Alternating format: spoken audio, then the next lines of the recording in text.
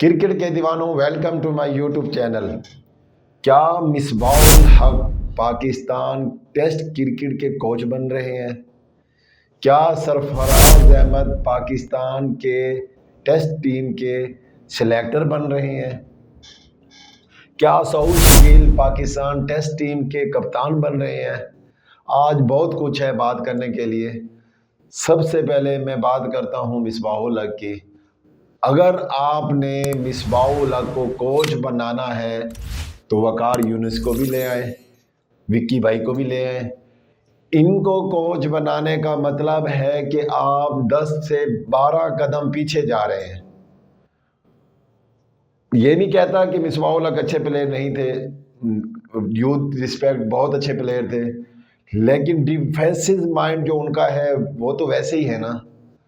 तो अगर आप मिसबाह-उल हक को कोच बना रहे हैं, आजकल की टीम 350-400 करके टारगेट लगाती हैं बोर्ड के, उसके बाद वो मैच जीतने की सोचती हैं।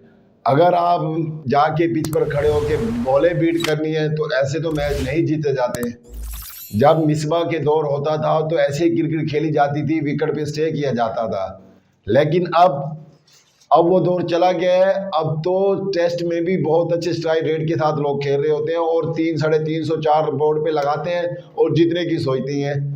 पहले तो कोई मैच का डिसीजन आता था कि कोई जीता या हारा। अब तो ड्रा वाला तो सिस्टम ही नहीं है। अब तो या तो जीत है या तो हार है। तो मेहरबानी करें, अपनी सोच को बदलें। और मोहसिन नकवी साहब से मैं मुखातिब होकर बात करता हूँ कि अगर ऐसा बंदा जो कि इतनी सारी जिम्मेदारियों के साथ पाकिस्तान क्रिकेट बोर्ड की निगरानी भी कर रहे हैं, एशिया कौंसिल के मेंबर भी हैं, सदर भी बन चुके हैं और उसके बाद एक दो जिम्मेदारी और भी हैं, अगर ऐसा बंदा हमारी क्रिकेट टीम के फैसले करेगा तो फिर तो ऐसे ही फैसले होने हैं कि मिसबा को ले आओ, वहाब को ले आओ, फलां को ले आओ, तो फलां को ले आओ।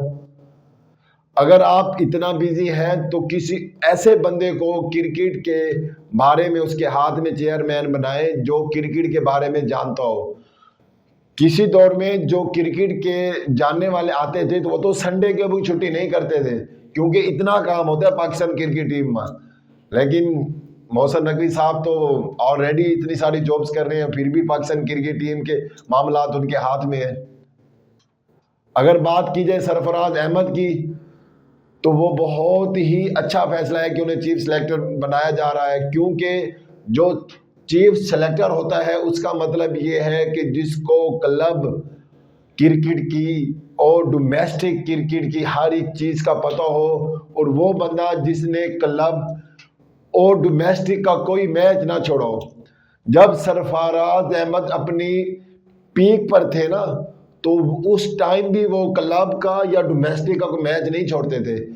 जहाँ तक मुझे याद आता है, सरफराज अहमद और एक और बैट्समैन है कामरान अकमल, जो अपनी पीक पर भी डोमेस्टिक के मैच नहीं छोड़ते थे। अगर एक दो दिन का गैप आता था तो पाकिस्तान टीम से डायरेक्ट डोमेस्टिक खेलने आ जाते थे, जो कि उन्हें मोटिवेशन करते हैं यंगली लड़कों को।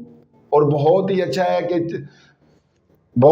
सरफराज अहमद को चीफ सेलेक्टर बनाए, क्योंकि उनको हर एक चीज़ का पता है कि कैसे प्लेयर बनते हैं, कहाँ से आते हैं और किन लड़कों को लेना है और कौन मेहनत कर रहा है, उन्हें सब कुछ पता होता है। और जो डोमेस्टिक या लीग खेल के आते हैं उनकी परफॉर्मेंस में भी काफ़ी सारा फर्क होता है। और अगर बात करूँ सऊद शकील की तो उनकी तो जगह तो बनती है टेस्ट में भी, वनडे में भी, लेकिन एज ए कैप्टन नहीं बनती। मेरा ये मतलब नहीं है कि आप शान मकसूद को ही कैप्टन रखें। शान मकसूद ने बहुत सारी गलती की है जिसकी वजह से क्रिकेट बोर्ड ने उन्हें हटाया है। अगर आप सऊद शकील को कप्तान बनाते हैं जिसने PSL में भी 13 बॉलों पे 13 किए, विद ड्यू रिस्पेक्ट, बहुत अच्छा खिलाड़ी है वो, लेकिन एज ए कैप्टन नहीं उसकी जगह बनती पाकिस्तान टीम में। आप किसी और अच्छे बैट्समैन को या किसी को भी बना सकते हैं, लेकिन सऊद शकील की जगह नहीं बनती, क्योंकि सऊद शकील और मिसबाह-उल हक दोनों डिफेंसिव माइंड हैं। और जब ऐसे कोच और कप्तान एक जैसे होंगे फिर हमारी क्रिकेट बहुत पीछे चली जाएगी, 10-12 साल पीछे चली जाएगी। अगर दूसरी टीमों को देखा जाए तो इंग्लैंड ने ब्रेंडन मुकल्लम को टेस्ट कोच बनाया हुआ है, जो कि बहुत फास्ट क्रिकेट खेलते थे और उनकी टीम भी बहुत अच्छा टेस्ट में उन्होंने खेलना शुरू कर दिया था। अगर आप अपनी सोच को बदलेंगे तो कुछ हमारी क्रिकेट में तब्दीली आएगी। तो आप उसके बाद एक बहुत ज़रूरी बात मैं आपसे करना चाहता हूँ, शायद मुझे टाइम ना मिले। पाकिस्तान PSL के फ़ौरन बाद बांग्लादेश के साथ सीरीज़ है, जो कि फैसलाबाद में 2 मैचेस खेलने हैं। तो मेरी रिक्वेस्ट है PCB से कि जो उस शहर का शहजादा, पाकिस्तान का हीरो सईद अजमल, जो कि बहुत ही अच्छा पाकिस्तान का सुपरस्टार है, वो वहाँ के रहने वाले उन्हें रिस्पेक्ट दें, उन्हें बुलाएं, बल्कि उनके नाम का एक स्टैंड बनाएं, एक स्टैंड को उनका नाम दें। उन्होंने बहुत सर्व किया है पाकिस्तान के लिए। आज से 2 दिन पहले 14 तारीख को जो माइकल हसी ने सईद अजमल को छक्के लगाए थे, उस दिन के बाद जो सईद अजमल ने परफॉर्म किया, क्या नचाया बैट्समैन को, यकीन जाने अगर हमें पता होता था ना कि सईद अजमल के ओवर पड़े हैं तो समझो पाकिस्तान मैच जीत गए। इतने अच्छे और पाकिस्तान के स्पिनर हैं और इतने अच्छे उन्होंने पाकिस्तान को मैच जितवाए हैं, ऐसे ऐसे मैच जितवाए हैं कि अगर वो 10 ओवर करते थे ना तो पाकिस्तान मैच जीत जाती थी। और अच्छे अच्छे बैट्समैनों को उन्होंने ऐसे आउट किया है।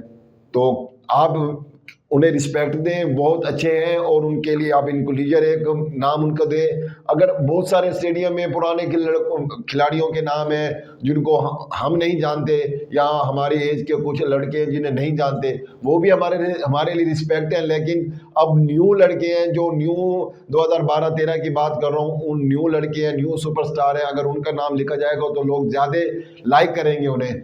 मज़ीद वीडियोस देखने के लिए हमारे पेज को लाइक करें, सब्सक्राइब करें। शुक्रिया, अल्लाह हाफिज़।